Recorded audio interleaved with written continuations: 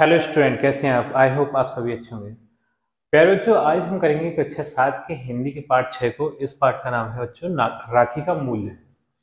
इस पाठ को हमने इससे पिछली वीडियो में बहुत अच्छे से समझ लिया था बच्चों।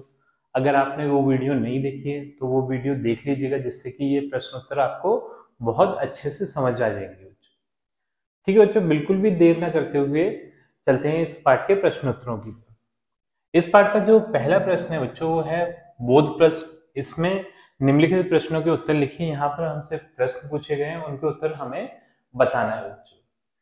तो यहाँ पर का नंबर वाला प्रश्न है, कर्मवती कौन थी? तो जो कर्मवती थी बच्चों वो मेवाड़ की महारानी थी। ठीक है, राणा सांगा जी की पत्नी थी और मेवाड़ की महारानी थी। तो इसका उत्तर आप लिखेंगे कर्मवती मेवाड़ की महारानी थी। ठीक है, इस तरीके से ये प्रश्न क्रमांक 1 होता है आपका। दूसरा प्रश्न है हमारा ख नंबर वाला, ये है कर्मवती ने वीरों से कौन सी प्रतिज्ञा करने को कहा है? तो जब बच्चों कर्मवती के जो राज्य था वहां पर आक्रमण हुआ तो उन्होंने जो उनके जो वीर सैनिक थे उनसे एक प्रतिज्ञा ली थी कि हम मेवाड़ की पताका को नहीं झुकने देंगे। पताका का अर्थ होता है बच्चों झंडा। तो झंडा किसी भी राज्य का तब झुकता है जब वो राज हार जाता है। तो उनका पताका झुकने से आशय ये था कि हम मेवाड़ को किसी भी आक्रमणकारी के सामने नहीं हारने देंगे। ठीक है, तो इस प्रश्न का उत्तर आप लिखेंगे कर्मवती ने वीरों से मरते दम तक मेवाड़ की पताका को झुकने न देने की प्रतिज्ञा करने को कहा था। पताका का अर्थ मैं आपको बता चुका हूं, झंडा। ठीक है, अब चलते हैं अगले प्रश्न की ओर। जो ग नंबर वाला प्रश्न है बच्चों ये है रानी कर्मवती ने हुमायूं को राखी क्यों भेजी?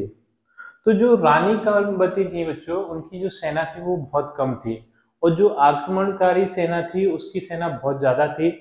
तो वो ये चाहती थी कि जो हुमायूं उस टाइम पे जो दिल्ली के शहंशाह थे वो उनकी राखी लेकर और राखी की रक्षा करने के लिए यानी अपनी बहन की रक्षा करने के लिए रानी करमवती की सहायता करे, इसलिए उन्होंने राखी हुमायूं के पास भेजी थी। ठीक है, तो इस प्रश्न का उत्तर आप लिखेंगे रानी करमवती ने हुमायूं से बैर भाव समाप्त कर उसे भाई बनाने के लिए राखी भेजी। यानी जो रानी करमवती जी के जो पति थे राणा सांगा जी और हुमायूं जी के जो पिता थे बाबर, उनमें युद्ध हुआ था जिसकी वजह से उनमें बैर आ गया था। तो उस राखी के जरिए वो उस बैर भाव को भुलाना चाहती थी कि मैं हुमायूं को अपना भाई बना लूंगी और जिसके कारण हुमायूं जो हमें बैर भाव है वो भुला देंगे। ठीक है, ग नंबर का प्रश्न है बच्चों राखी पाकर हुमायूं ने क्या निर्णय लिया? तो राखी पाकर बच्चों हुमायूं ने पिछले सभी बैर भाव भूल गए और उन्होंने कहा अब चाहे मुझे अपना राज्य ही क्यों ना गंवाना पड़े, मैं अपनी बहन की रक्षा करके रहूंगा। ठीक है, तो उन्होंने ये निर्णय लिया कि जो रानी करमवती जी हैं उनकी सहायता करने का निर्णय लिया। तो अब इस प्रश्न का उत्तर आप लिखेंगे राखी पाकर हुमायूं ने मेवाड़ की रक्षा के लिए अपनी सेना भेजने का सेनापति को आदेश दे दिया। ठीक है, उन्होंने कहा कि अब हमें जो बैर भाव था वो पूरे खत्म हो गए, अब है ना हमें किसी भी कीमत पे अपनी बहन की रक्षा करनी ही करनी है। ठीक, अगला है बच्चों उड़ा नंबर का प्रश्न, ये है हमारे देश में राखी का क्या महत्व है? तो जो हमारा देश है बच्चों उसमें राखी का बहुत बड़ा महत्व है।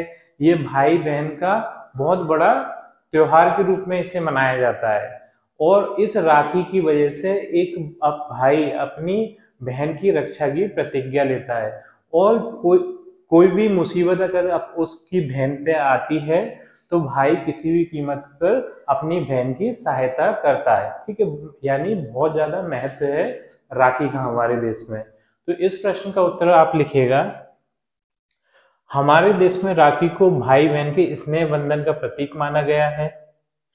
सुरक्षा सूत्र को पहनकर भाई बहन की रक्षा का संकल्प करता है, यानी बहन की रक्षा करने का प्रतिज्ञा लेता है। ठीक है, मतलब हर हाल में भाई अपनी बहन की रक्षा करेगा। ठीक बच्चों, प्रश्न क्रमांक 2 को देख लेते हैं। ये है निम्नलिखित पंक्तियों का अर्थ अपने शब्दों में स्पष्ट कीजिए। यहाँ पर हमें कुछ पंक्तियां दी हैं बच्चों, उन पंक्तियों का हमें अर्थ समझाना है। जैसे कि पहली पंक्ति हम देख लेते हैं, ये है, जिन्हें प्राण देने का चाव हो वे ही वे राखियां स्वीकार करें। तो मेवाड़ पे बच्चों जब आक्रमण हुआ, तो जैसा कि हमें पता है जो आक्रमणकारी सेना थी वो बहुत ज्यादा थी मेवाड़ की सेना की अपेक्षा। तो जो रानी करमबती जी थी उन्होंने राखियां ली और मेवाड़ के वीर सपूतों से कहा कि जिनको मेवाड़ की रक्षा में अपने प्राणों को त्यागना है वो ही इन राखियों को स्वीकार करें। ठीक है, तो उन वीर सपूतों ने भी बहुत कहा कि ये भी कोई कहने की बात है, ये तो हमें पहले से ही पता है। ठीक है, और इसके लिए हम हमेशा ही तैयार रहें। ठीक, तो इसका अर्थ, इस पंक्ति का अर्थ हम इस प्रकार से लिखेंगे बच्चों, रानी करमबती मेवाड़ के वीर सपूतों को मेवाड़ की रक्षा के लिए ललकारते हुए राखियां आके बढ़ाती हैं और कहती हैं कि वे लोग राखियां को ले लें जो देश रक्षा के यज्ञ में स्वयं की आहुति देने को तत्पर है। तो बच्चों आपको ये प्रश्नों के उत्तर लिख लेना चाहिए। आप वीडियो को पॉज करके आराम से लिख सकते हैं। मैं एक साइड हो ही जाता हूँ। ठीक है, आराम से बोर्ड वीडियो को रोकिए, लिख लीजिए, कोई दिक्कत नहीं हो। समझा मैं रहा ही हूँ, जिससे आप इसे आसानी से याद कर पाएंगे। अब देख लेते हैं अगली पंक्ति को। जो ख नंबर की पंक्ति है बच्चों, ये है, राखी वह शीतल प्रलेप है जो सारे घाव भर देती है। तो हुआ क्या कि जो महारानी कर्मवती जी थी उन्होंने राखी हुमायूं को भेजी कि जो हुमायूं है वो अपने सारे भेदभाव भुला के हमारे सहायता करने के लिए आ जाएंगे। क्योंकि मैं पहले से पता है कि ना, जो उनके जो रानी कर्मवती जी के जो पति थे राणा सांगा और हुमायूं के पिता थे, उनमें युद्ध चल चुका था। तो जाहिर सी बात है उनमें बैर भाव थे। ठीक है, तो उन्होंने राखी भेजना चाहिए, लेकिन उनकी जो एक दासी थी, दासी कहेंगे अपन, जिनका नाम था जवाहरबाई। ठीक है, ये जवाहरबाई ये बोली कि आप उन्हें राखी भेज तो रही हैं, लेकिन है ना उनके उनमें और हमें तो बहुत ज्यादा बैर भाव है, वो हमारी सहायता के लिए क्यों आएंगे। जाहिर सी बात है, एक दुश्मन दूसरे दुश्मन के क्यों काम आएगा। तो रानी कर्मवती जी बोलती हैं कि जो राखी है उसमें इतना शीतलपन है, इतना असर है, इतना प्रभाव है कि ये सारे बैर भावों को भुला देंगे वो और हमारी सहायता के लिए जरूर आएंगे। ठीक है, तो ऐसा हुआ भी, जब उन्होंने राखी भेजी तो वो सारे भेदभाव को भूलकर और रानी करमवती जी की सहायता के लिए आए भी। ठीक है, तो इसका हम उत्तर लिखेंगे, जब जवाहरबाई रानी करमवती से कहती हैं कि क्या हुमायूं पुराने वैर भुला सकेगा, सीकरी के युद्ध के जख्मों का आसानी से मिट सकेंगे। मतलब जो सीकरी में जो युद्ध हुआ था, सीकरी में युद्ध हुआ था बच्चों राणा सांगा और बाबर के बीच में। ठीक है, इनके बीच में युद्ध हुआ था, तो उनके जो जख्म मिले थे, क्योंकि राणा सांगा ने बहुत कड़ी टक्कर दी थी बाबर को। ठीक है, हालांकि राणा सांगा हार गए थे उस युद्ध में, लेकिन है ना वो उन्हें बहुत ज्यादा टक्कर मिली थी इनसे। ठीक है, तब रानी करमवती कहती हैं कि हमारी राखी वह शीतल प्रलेम है। ये प्रलेम गलत हो गया, ये प्रलेप है। प्रलेप बोलते हैं बच्चों ऐसे लेप को, जैसे कि मलहम होती है ना जो जख्म को ठंडक देती है, ऐसे लेप को हम प्रलेप बोलते हैं। ठीक है, ऐसा शीतल प्रलेप है जो सारे घाव भर देती है। अर्थात जब कोई बहन अपने भाई को राखी बेचती है तो भाई सारे बैर भुलाकर अपनी बहन की रक्षा करता है। ठीक है, क्योंकि जो राखी है बच्चों वो एक अमूल्य चीज है, उसकी रक्षा के लिए भाई अपने प्राणों तक को त्याग देते हैं। ठीक है, जैसे कि इस पार्ट में कहा भी गया है, हुमायूं बोलते हैं कि मुझे इस चीज का गम नहीं है, मेरा अगर राजपाट सब छिन जाए, कुछ सारी सुख सुविधाएं छिन जाए, कोई दिक्कत नहीं है, लेकिन मैं अपनी बहन की रक्षा करूंगा। ठीक है, उन्होंने भी राखी का मान सम्मान रखा। अब बच्चों गा नंबर वाली पंक्ति है, ये है, बहन का रिश्ता दुनिया के सारे सुखों दौलतों ताकतों सल्तनतों से बढ़कर है। तो जब करमवती जी की राखी हुमायूं के पास पहुंची तो वो उसकी सहायता के लिए तैयार हो गए। ठीक है, तो उनके एक सेनापति बोलते हैं कि हम उनकी सहायता के लिए क्यों जा रहे हैं, हमसे तो उनमें दुश्मनी है। और जो शेर खां है, क्योंकि शेर खां ने उन पर आक्रमण कर रखा था हुमायूं के ऊपर उस टाइम पे, तो अगर हम दिल्ली में नहीं होंगे तो इस बात का मौके का फायदा उठाएगा, वो दिल्ली पर अपना कब्जा कर लेगा, जिससे कि हमारी सारी सुख सुविधाएं और हमारा राज और दौलत सब कुछ छिन जाएगी। तो हुमायूं इस बात पे बोलते हैं कि मुझे कम नहीं है कि मेरे जो भी सुख सुविधाएं, दौलत है, राज है, गद्दी है, ये सब चली जाए, कोई दिक्कत नहीं है, लेकिन मैं राखी का सम्मान जरूर रखूंगा और अपनी बहन की सहायता जरूर करूंगा। ठीक है, तो इस पंक्ति का हम आज से इस तरीके से लिखेंगे बच्चों। जब शहंशाह हुमायूं का सेनापति हुमायूं को रानी करमबती की रक्षा हेतु जाता देख शेर खां को दिल्ली के लिए खतरा बताता है, तब हुमायूं कहते हैं कि बहन का रिश्ता दुनिया के सारे सुखों, दौलतों, ताकतों और सल्तनतों से बढ़कर है, अर्थात यदि हमें किसी भी कीमत पर अपनी बहन की रक्षा करना पड़े तो हम करना चाहेंगे। ठीक है, तो इस तरीके से ये पंक्ति वाला प्रश्न भी होता है बच्चों। अब अगले प्रश्न को देख लेते हैं। वीडियो थोड़ी सी लंबी हो रही है, लेकिन कोई दिक्कत नहीं है, अच्छे से समझ में आना चाहिए, कितनी भी बड़ी वीडियो हो। प्रश्न क्रमांक 3 है, सही उत्तर चुनकर लिखिए। तो ये का नंबर वाला है, इस पाठ का मुख्य उद्देश्य है। तो इसमें राजपूतों के बारे में बताना, बहन द्वारा भाई को राखी बांधना, मुसीबत के समय बहन की मदद न करना, सांस्कृतिक एवं सांप्रदायिक सद्भाव का विकास करना। तो इसका ये चौथा वाला है। ठीक है, सांस्कृतिक एवं सांप्रदायिक सद्भाव का विकास करना, क्योंकि इस पाठ में बच्चों क्या हुआ था कि सांप्रदायिक जो भेदभाव थे, वो जो हुमायूं थे वो मुस्लिम थे, वो करमबती हिंदू थे, फिर भी उन्होंने एक मुस्लिम होते हुए भी उनकी मदद करी, तो इस चीज का विकास करना था। ठीक है, अगला है खा नंबर वाला, करमबती कहाँ की रानी थी। तो बिल्कुल सिंपल है, कोई दिक्कत ही नहीं है, हर प्रश्न में ये आ रहा है, करमबती जी मेवाड़ की रानी थी, तो ये हमारा तीसरा वाला सही हो जाएगा, मेवाड़ की। ठीक, अगले प्रश्न को देख लेते हैं। अब बच्चों ये भाषा बोध के तो जो बोध प्रश्न थे वो तो हमने कंप्लीट कर लिया, अभी ये भाषा अध्ययन के प्रश्न आ गए हैं ये। ठीक है, इसमें क्या है, थोड़ा सा ग्रामर वगैरह यूज होती है, आपकी ग्रामर अगर स्ट्रांग है तो ये प्रश्न आसानी से होते हैं, कोई दिक्कत नहीं आती इन प्रश्नों को करने में। तो देख लेते हैं इसका प्रश्न क्रमांक 1 है, यह है भातृ शब्द तथा त्व प्रत्यय मिलाकर भातृत्व बना है, इसी प्रकार निम्नलिखित तालिका के शब्दों में त्व प्रत्यय जोड़कर नए शब्द बनाइए।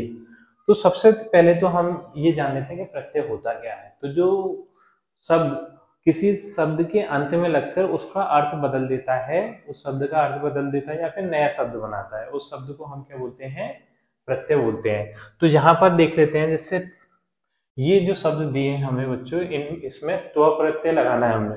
जैसे पितृ में हमने त्व प्रत्यय लगाया तो ये क्या बन गया, पितृत्व। ठीक है, लघु में हमने त्व प्रत्यय लगाया तो ये हो गया लघुत्व। इसी तरीके से और भी हमने त्व प्रत्यय लगाकर नए शब्द बना लिए। ठीक है, तो आप भी इसी तरीके से कर लीजिए बच्चों। अब चलते हैं अगले प्रश्न की ओर। प्रश्न क्रमांक 2 है, निम्नलिखित समासिक पदों का विग्रह कीजिए। तो जब दो या दो से अधिक शब्दों को जोड़कर एक नया शब्द बनता है बच्चों, उसे हम कहते हैं समास। ठीक है, और जब हम उन्हीं शब्दों को तोड़ देते हैं, ठीक है, तो उसे बोलते हैं समास विग्रह। ठीक है, तो जैसे कि हम रणभूमि, तो रणभूमि क्या है, एक समास शब्द है, समासिक शब्द है। ठीक है, इसका विग्रह करेंगे तो ये हो जाएगा रण की भूमि, यानी ऐसी भूमि जिस पर के युद्ध लड़े जाते हैं। रण का मतलब युद्ध, ऐसी भूमि को अपन बोलेंगे रणभूमि। ठीक, अगला है राजपुत्र, तो इसका विग्रह करेंगे, ये हो जाएगा राजा का पुत्र। देशभक्ति, देश की भक्ति, इसी तरीके से आप और भी कर लीजिएगा, सामने उत्तर है बच्चों। ठीक है, अगला है प्रश्न क्रमांक 3, ये है 5 प्रकार के योजक चिन्हों के 2-2 उदाहरण लिखिए। मैंने एक एक लिख दिया है, कोई दिक्कत नहीं है, आप भी एक एक लिख दीजिएगा। योजक चिन्ह कैसे कहते हैं बच्चों, ये डैश जैसा आपको दिख रहा है, लकीर जैसी, तो ये इसे अपन क्या बोलते हैं, योजक चिन्ह बोलते हैं। ठीक है, तो ये आना जाना, सुख सागर, मध्यम मध्यम, कहीं ना कहीं, और राइसी। तो ये मैंने 5 उदाहरण दे दिए हैं। ठीक है, आप ये इसी तरीके से कर लीजिएगा। प्रश्न क्रमांक 6, निम्नलिखित शब्दों के बहुवचन लिखिए। तो एक वचन और बहुवचन, एक वचन मतलब एक वस्तु और एक से ज्यादा वस्तुएं होती हैं, उसे हम बोलेंगे बहुवचन। जैसे एक पेन है तो ये क्या है, एक वचन, और 2 पेन होते हैं, 3 पेन होते हैं, तो ये किस में आ जाते हैं, बहुवचन में आ जाते हैं। ठीक है, मतलब एक से ज्यादा जितने भी होंगे वो बहुवचन में आते हैं। तो यहाँ पर देख लेते हैं इन शब्दों के हमें बहुवचन बनाने हैं। जैसे पहला शब्द है हमारा थाली, थाली का बहुवचन बनाएंगे, ये हो जाएगा थालियां। जाली जालियां, भाई भाइयों, ठीक है, दुश्मन दुश्मनों, गाड़ी गाड़ियां, साड़ी साड़ियां और धागा धागे। इस तरीके से हम बहुवचन बना लेंगे, कोई दिक्कत वाली बात नहीं है, आराम से ये हो जाएंगे। ठीक है, अगले चलते हैं बच्चों अगले प्रश्न पर।